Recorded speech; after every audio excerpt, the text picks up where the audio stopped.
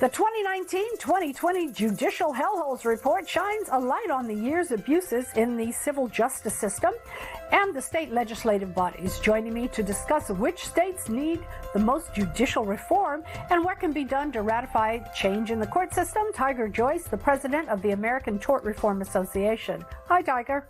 Hi, Audrey. Thanks for having me on. Really appreciate you joining me. So let's talk first about the American Tort Reform Association and what you do. Well, we're in the business of reforming the civil justice system. Our goal is to make the system work in a balanced way for everybody, plaintiffs and defendants, and it's to bring about change through legislative reform and to highlighting for the public the importance of the civil justice system to people's everyday lives. What is a judicial hellhole, and how do states end up on the list? Well, thanks. It's a good question. First off, it's a list you don't want to be on.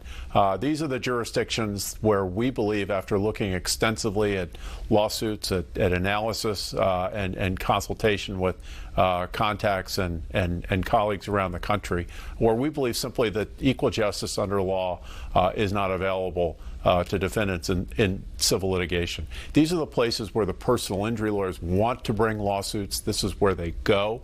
This is where they think they can achieve their best outcome, which is not necessarily in the best interest of the broader public.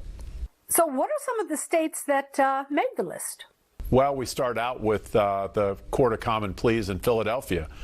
So we do have some states on the list. California was number 1 last year. It's number 2 this year. But for example, in Philadelphia, we had to give you an example of the kinds of things that we highlight with respect to litigation. There was a pharmaceutical case involving an individual from Maryland, and the pharmaceutical product was one that's been well known. It's been on the market for many, many years with a well-known side effect, and yet the verdict came back in the amount of $8 billion. You're actually hearing that correctly for an individual in this case.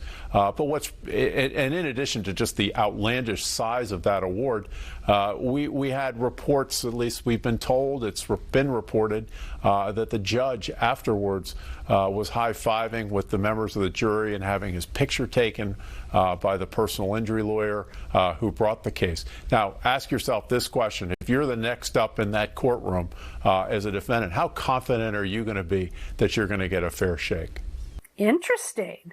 Well, you hear a lot about huge awards and sort of wonder about the process behind it. Is there a cost to the greater public? Well, there is. And let me give you another example of a pharmaceutical case. There's a well-known medication called Xarelto, and there's been a lot of litigation. Over 25,000 people sued the manufacturers of that particular product. What's really remarkable is that the defendants were winning the lawsuits. The cases, and these were considered sort of the best case scenario cases from a plaintiff standpoint. The defendants are winning. So what do the defendants end up doing? They're forced, basically, because of the volume of the litigation and the cost and the burden of litigation, to settle for nearly $800 million. Just imagine you're winning your cases, and yet you find out that you really have to make a decision based on just the volume of cases and the cost of just handling these matters, even if you're winning, and it costs nearly $800 million. Wow. So what can be done?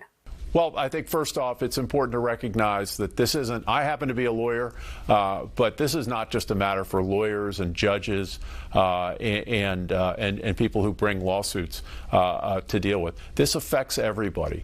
The economic burden that we see runs in the hundreds of billions of dollars each year, according to a study by the U.S. Chamber of Commerce. It impacts everybody. It impacts employers and their decisions to create jobs and opportunities. It impacts how much individuals can actually earn.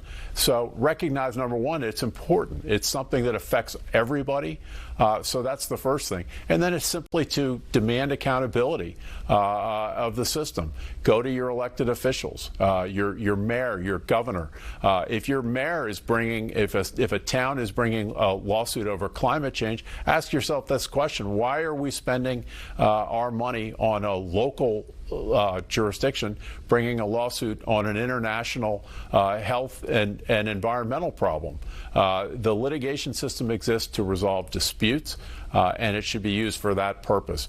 Demand reform and hold those who don't demand that accountable for that. Where can we go for some more information and to take a look at that report?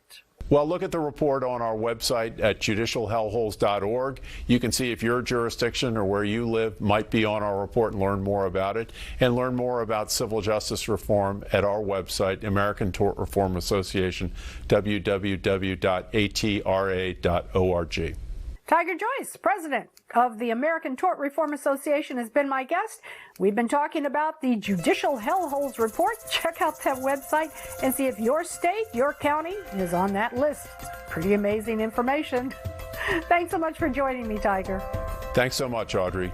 And of course, I'll be right back with more insightful, intelligent